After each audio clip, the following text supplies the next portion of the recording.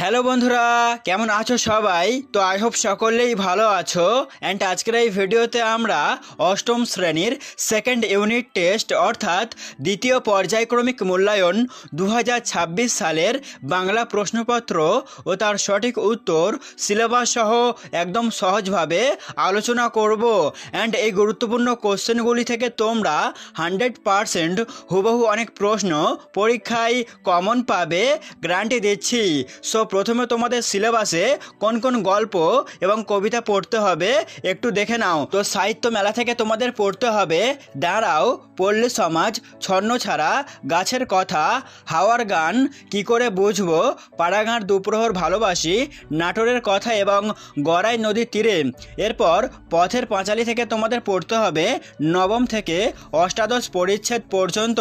তারপরে দেখো ভাষাচর্চা অর্থাৎ ব্যাকরণ থেকে বাক্যের ভাব ও রূপান্তর, বাক্যের বিভিন্ন পদ, এক শব্দের একাধিক অর্থের প্রয়োগ এবং পত্র রচনা। এবার প্রশ্নের কাঠামো এবং নাম্বার বিভাজনটা একটু দেখে নাও। গল্প, কবিতা এবং ব্যাকরণ থেকে 12টি এমসিকিউ থাকবে 12 নাম্বার এবং এসিকিউ প্রশ্ন 12টি থাকবে 12 নাম্বার, এবং গল্প, কবিতা ও সহায়ক পাঠ থেকে 3 নাম্বারের 6টি প্রশ্ন থাকবে 18 নাম্বার, এবং নির্মিতি থেকে 4 নাম্বারের 2টি প্রশ্ন থাকবে 8 নাম্বার। তাহলে তোমাদের মোট 50 নাম্বারের পরীক্ষা হবে আর সময় থাকবে 1 ঘন্টা 30 মিনিট। সো ফাইনালি চলে আসবো আমরা একের দাগের প্রশ্নে। সঠিক উত্তরটি বেছে নিয়ে লেখো, অর্থাৎ এমসিকিউ টাইপ প্রশ্ন। প্রথম প্রশ্ন, নাটোরের মহারাজার নাম হলো। সঠিক উত্তরটি হবে অপশান নাম্বার ঘ, জগদীন্দ্রনাথ। পরের প্রশ্ন দেখো, ডাম্বল আলমারি ভেঙে কার বই নামিয়েছিল? সঠিক উত্তরটি হবে অপশান নাম্বার ক, সেজো কাকার। পরের প্রশ্ন দেখো, বকুদের বাড়িতে ছেনু মাসিরা কোথা থেকে এসেছিল? উত্তর হবে উত্তরপাড়া থেকে। পরের প্রশ্ন, আকবর লাঠিয়ালের ছেলের নাম গহর, জোহর, ফজর নাকি হীরক? সঠিক উত্তরটি হবে গহর।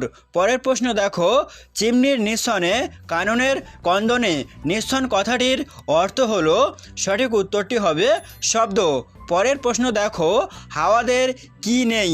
সঠিক উত্তরটি হবে বাড়ি। পরের প্রশ্ন অর্থাৎ 1.7-এর প্রশ্ন, মাচানের তলায় রঙের ঢেউ মেলেছে। সঠিক উত্তরটি হবে লাল নোটে শাক। পরের প্রশ্ন লক্ষ্য করো, ঘরে ঘরে জ্বলে যায় কি জ্বলে? সঠিক উত্তরটি হবে স্বপ্নের মৃদু মোম।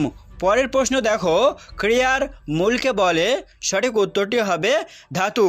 1.10-এর প্রশ্ন, তোকে নিয়ে আর পারা যায় না, নিম্নরেখ অংশটি হলো। সঠিক উত্তরটি হবে অব্যয়। পরের প্রশ্ন লক্ষ্য করো, যে পদের দ্বারা কোনো কিছুর নাম বোঝায় তাকে বলে? সঠিক উত্তরটি হবে বিশেষ্য পদ। পরের প্রশ্ন, বৃথা সময় নষ্ট করো না, এটি কি জাতীয় বাক্য? সঠিক উত্তরটি হবে অনুজ্ঞাবাচক বাক্য। পরের প্রশ্ন দেখো, কনকনে ঠান্ডা বাতাস বইছে, নিম্নরেখ অংশটি হলো। সঠিক উত্তরটি হবে অপশান নাম্বার ঘ, বিশেষণের বিশেষণ। এবারে চলে আসবো আমরা 2-এর দাগের প্রশ্নে। প্রতিটি প্রশ্নের মান 1 নাম্বার করে। প্রথম প্রশ্ন, বুকু কোন স্কুলে ভর্তি হয়েছিল? ভীষণ গুরুত্বপূর্ণ একটা প্রশ্ন। উত্তর, বুকু আদর্শ শিক্ষা প্রতিষ্ঠান নামক স্কুলে ভর্তি হয়েছিল। পরের প্রশ্ন দেখো, বৃক্ষ শিশু নিরাপদে নিদ্রা যায়, বৃক্ষ শিশু কোথায় নিদ্রা যায়? উত্তর, কঠিন ঢাকনাযুক্ত বীজের মধ্যে বৃক্ষ শিশু নিদ্রা যায়। পরের প্রশ্ন, গ্রামের একমাত্র ভরসা কি ছিল? গুরুত্বপূর্ণ প্রশ্ন। উত্তর, 100 বিঘার মাঠটাই ছিল গ্রামের একমাত্র ভরসা। পরের প্রশ্ন দেখো, মাচানের পরে কি আছে? উত্তর, মাচানের উপর শিমলতা ও লাউ কুমড়োর ঝাড় আছে। পরের প্রশ্ন দেখো, জলে তার মুখখানা দেখা যায়, জলে কার মুখ দেখা যায়? উত্তর, জলে বুনো চালতার মুখ দেখা যায়। 2.6, জলশ্রীটির পাশে ঘাসে কি দেখা যায়? উত্তরে তোমরা লেখো, জলশ্রীটির পাশে ঘাসে দেখা যায় বহুদিনের বুনো চালতার শাখা নুয়ে আছে ছন্দহীনভাবে। 2.7-এর প্রশ্ন, ডিঙিটি কোথায় বাঁধা রয়েছে? গুরুত্বপূর্ণ প্রশ্ন। উত্তর, ডিঙিটি জলশ্রী নদীর ধারে হিজল গাছে বাঁধা রয়েছে। পরের পরের প্রশ্ন লক্ষ্য করো, দুর্বার ইচ্ছায় হাওয়া কি কি ছুঁয়ে গেছে? উত্তর, দুর্বার ইচ্ছায় হাওয়া পৃথিবীর সব জল, সব তীর অর্থাৎ স্থলভাগ ছুঁয়ে গেছে। পরের প্রশ্ন, চেঁচিয়ে উঠলো সমস্বরে, কারা কি বলে চেঁচিয়ে উঠলো? ভীষণ গুরুত্বপূর্ণ একটা প্রশ্ন পরীক্ষার জন্য। উত্তরে তোমরা লিখবে, অচিন্ত্য কুমার সেনগুপ্তের লেখা ছন্নছাড়া কবিতায় বর্ণিত ভিখিরির দেহে প্রাণ থাকার আনন্দে যুবকেরা সমস্বরে প্রাণ আছে, এখনও প্রাণ আছে বলে আনন্দে ঝঙ্কৃত হয়ে চেঁচিয়ে উঠল। পরের প্রশ্ন লক্ষ্য করো, শুকাইছে উঠানোতে সযত্নে, উঠানেতে কি কি শুকাচ্ছে? ভীষণ গুরুত্বপূর্ণ একটা প্রশ্ন।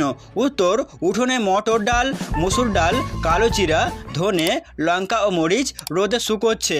পরের প্রশ্ন দেখো, দাঁড়াও কবিতাটিতে কবি কার পাশে দাঁড়াতে বলেছেন? উত্তরে তোমরা লিখবে, কবি শক্তি চট্টোপাধ্যায়ের দাঁড়াও কবিতাটিতে কবি মূলত সমাজের অসহায়, বিপন্ন ও নিপীড়িত মানুষের পাশে এসে দাঁড়াতে বলেছেন। পরের প্রশ্ন দেখো, পাড়াগাঁ দুপ্রহর ভালোবাসি কবিতাটি কোন কাব্যগ্রন্থের অন্তর্গত? উত্তর, পাড়াগাঁ দুপ্রহর ভালোবাসি কবিতাটি রূপসী বাংলা কাব্যগ্রন্থের অন্তর্গত। পরের প্রশ্ন দেখো, মাস্তুলে দ্বীপ জ্বলে কেন? উত্তরে তোমরা লিখবে, জলের মধ্যে অকুল অন্ধকারে জাহাজ চলার সময় তার উপস্থিতি বা অবস্থান বোঝার জন্যই মাস্তুলে দ্বীপ জ্বলে বা জ্বালিয়ে রাখা হয়। 2.14 প্রশ্ন লক্ষ্য করো, হরিহর কোন শিষ্যের বাড়িতে গিয়েছিলেন? ভীষণ গুরুত্বপূর্ণ একটা প্রশ্ন। উত্তর, হরিহর লক্ষণ মহাজন নামক শিষ্যের বাড়িতে গিয়েছিলেন। পরের প্রশ্ন, অপু নরোত্তম দাস বাবাজির বাড়িতে যে বইটি দেখতো তার নাম কি? উত্তর, প্রেম ভক্তি চন্দ্রিকা। পরের প্রশ্ন দেখো, অপু কাকে কোথা থেকে শকুনের ডিম এনে দিতে বলেছিল? উত্তরে তোমরা লিখবে, অপু রাখালকে শকুনের ডিম এনে দিতে বলেছিল। তারপরে লিখবে, রাখাল উঁচু গাছের মগডাল থেকে শকুনের ডিম এনে দিয়েছিল। পরের প্রশ্ন লক্ষ্য করো, অপুদের চড়ুই ভাতিতে কি কি খাদ্যবস্তু ছিল? উত্তরে তোমরা লিখবে, অপুদের চড়ুই ভাতিতে ভাত, মেটে আলু ও বেগুন ভাজা ছিল। চলে আসবো আমরা 3 দাগের প্রশ্নে এবং প্রতিটি প্রশ্নের মান 3 নাম্বার করে। প্রথম প্রশ্ন, নানা উপায়ে গাছের বীজ ছড়াইয়া যায়, উপায়গুলি পাঠ্যাংশ অনুসরণে আলোচনা করো।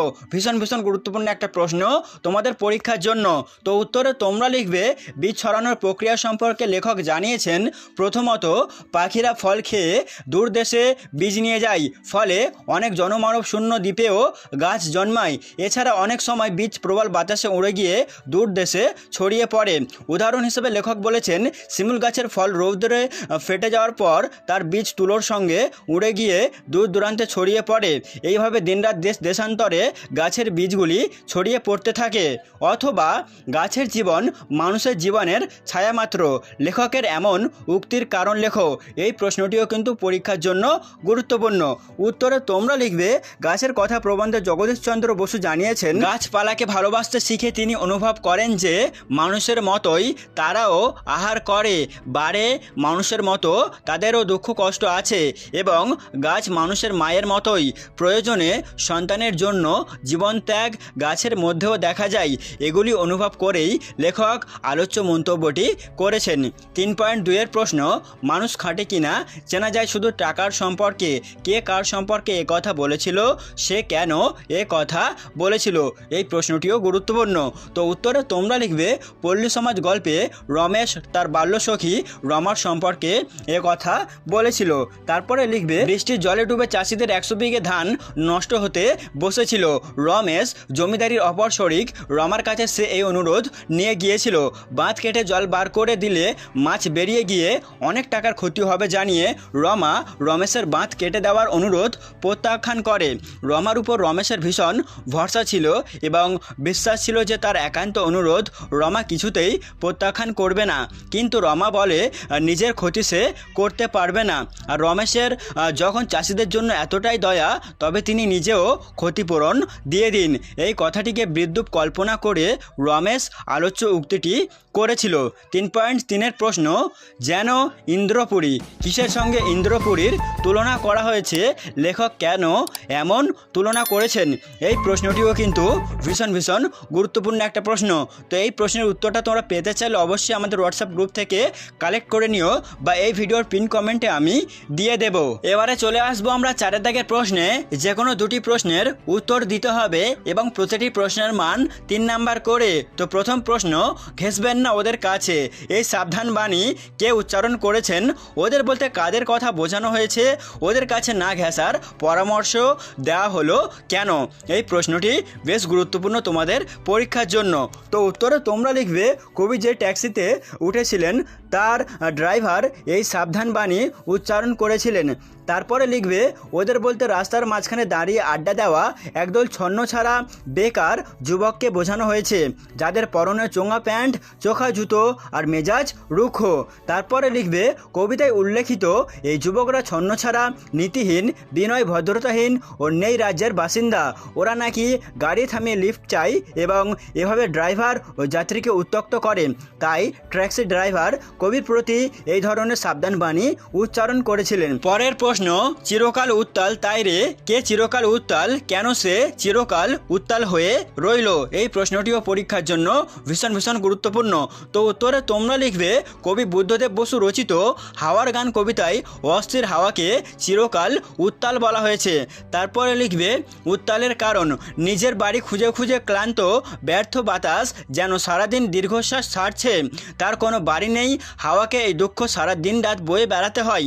পৃথিবীর সব জল স্থলকে বাসা বানানোর দুর্বার ইচ্ছায় স্পর্শ করে গেলেও সেই স্বপ্ন তার সফল হয়নি, তাই চিরকাল হাওয়াকে এমনই অস্থির এবং উত্তাল হয়ে থাকতে হয়। 4.3-এর প্রশ্ন, পৃথিবীর কোন কোন অংশে হাওয়া ঘুরে বেড়ায় তা লেখো। এই প্রশ্নটি মোটামুটি গুরুত্বপূর্ণ। উত্তর, পৃথিবীর কোনো নির্দিষ্ট স্থানে হাওয়া থাকে না, সব জল সব তীর ছুঁয়ে সর্বত্র হাওয়া ঘুরে বেড়ায়। পাহাড়, বন্দর, নগরে, অরণ্যে, তেপান্তরের মতো শূন্য প্রান্তরে হাওয়ারা ঘুরে বেড়ায়। এমনকি পার্কের বেঞ্চিতে, চিমনির নিঃসনে, কাননের কন্দনেও হাওয়া ঘুরে বেড়ায়। পরের প্রশ্ন লক্ষ্য করো, স্বপ্নে যে বেদনা আছে কবির স্বপ্নে কেন বেদনার অনুভূতি? এই প্রশ্নটি মোটামুটি গুরুত্বপূর্ণ। তো উত্তরে তোমরা লিখবে কবি জীবনানন্দ দাশ রচিত পাড়াগাঁর দুপোহর ভালোবাসি কবিতায় কবির শৈশব অতিবাহিত হয়েছে গ্রাম বাংলায়। কবির মনে শৈশবের দিনগুলির ছবি অমলিন। কবি গ্রাম বাংলার প্রকৃতির প্রতি নিবিড় টান অনুভব করেন। গ্রাম বাংলার জলসিরি নদী, শঙ্খচিল, হিজল, চালতার বুনো গন্ধ, ছোট্ট ডিঙি সবই কবির জীবনে রোদের গন্ধ মাখা শুকনো হলুদ পাতার মতো সরে সরে যায়। তাই কবি তার স্বপ্নে স্মৃতি মেদুরতার বেদনাকে অনুভব করেছেন। কবি সেই কারণেই উল্লেখ করেছেন স্বপ্নে যে বেদনা আছে। অথবা পাড়াগাঁর দ্বিপ্রহরকে কবি ভালোবাসেন কেন? এই প্রশ্নটি মোটামুটি গুরুত্বপূর্ণ। তো আগের প্রশ্নের উত্তরের সাথে এই প্রশ্নের উত্তরটা অনেকটা মিল রয়েছে, তো তোমরা পারলে একটু নিজে থেকে করে নেবে। এবারে চলে যাব আমরা পরের প্রশ্নে, অর্থাৎ 4.5-এর প্রশ্ন, ডাহুক মেয়েরা বেড়াইতে আসে গানে গানে কথা কয়ে। ডাহুক মেয়ে কারা, তারা কাদের নিয়ে আসে, তারা কিভাবে কথা বলে? এই প্রশ্নটি ভীষণ গুরুত্বপূর্ণ। তো উত্তরে তোমরা লিখবে এখানে ডাহুক মেয়ে বলতে স্ত্রী ডাহুক পাখির কথা বোঝানো হয়েছে। তারপরে লেখো স্ত্রী ডাহুক পাখিরা তাদের ছানাদের নিয়ে আসে। তারপরে লিখবে কবির মনে হয় পল্লী বাংলার এই নির্জন প্রকৃতির রাজ্যে ডাহুকেরা নির্ভয়ে গান গেয়ে পরস্পরের সাথে কথা বলে। তারপরের প্রশ্ন দেখো, অর্থাৎ 4.6-এর প্রশ্ন, যেন একখানি সুখের কাহিনী নানান আখরে ভরি। আখর শব্দের অর্থ কি? সুখের কাহিনী সংক্ষেপে বর্ণনা করো। এই প্রশ্নটিও কিন্তু অত্যন্ত গুরুত্বপূর্ণ। একটি এক্সট্রা প্রশ্ন রয়েছে, দেখো মালিক কোথাও নাই, কিসের মালিক, সেটি কোথায় বাঁধা ছিল, তার অবস্থা কেমন ছিল? এই প্রশ্নটাও তোমরা নিজে থেকে করবে।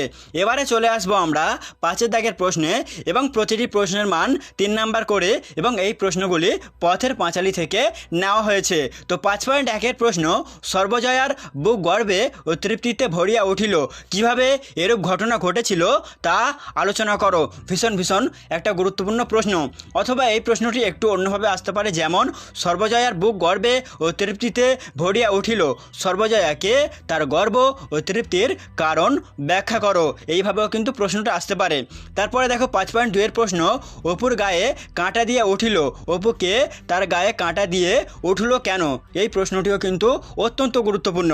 5.3-এর প্রশ্ন দেখো, নরোত্তম দাস বাবাজির সঙ্গে কার ভাব হচ্ছিল? নরোত্তম দাস বাবাজি কেমন দেখতে ছিল? তিনি কেমন ঘরে বাস করতেন? এই প্রশ্নটাও তোমরা করবে। এবারে চলে আসছি আমরা 6 দাগের প্রশ্নে, এবং প্রতিটি প্রশ্নের মান 4 নাম্বার করে। 6.1-এর প্রশ্ন, চোখ ও কাঁচা শব্দটিকে বিভিন্ন অর্থে প্রয়োগ করে দুটি বাক্য রচনা করো। তারপরে দেখো 6.2-এ রয়েছে মাথা এবং পাকা শব্দ দুটির ভিন্ন ভিন্ন অর্থে দুটি করে পৃথক বাক্য রচনা করো। চলে আসছি আমরা 7-এর দাগের প্রশ্নে, পত্র রচনা করতে হবে, যার জন্য থাকছে 4 নাম্বার করে। তো প্রথমে রয়েছে জলাভূমি সংরক্ষণের পদক্ষেপ গ্রহণে কর্তৃপক্ষের দৃষ্টি আকর্ষণ করে দৈনিক পত্রিকার সম্পাদককে একটি পত্র লেখো, অথবা হাসপাতালের সামনে জোরে মাইক বাজানো অমার্জনীয় অপরাধ, এই মর্মে সচেতনতা গড়ে তুলতে সংবাদপত্রে চিঠি লেখো। তো বন্ধুরা, এটাই ছিল তোমাদের ক্লাস 8-এর সেকেন্ড ইউনিট টেস্টের বাংলার সম্পূর্ণ সাজেশন, এবং এই সাজেশনটি তোমরা পরীক্ষার আগে ভালো করে প্র্যাকটিস করে নাও। আই হোপ তোমরা এখান থেকে হুবহু অনেক প্রশ্ন দ্বিতীয় পরীক্ষায় কমন পেতে চলেছো। সো আজকের মতো ভিডিওটি এখানেই শেষ করছি। ভালো থাকবেন, সুস্থ থাকবেন, ধন্যবাদ।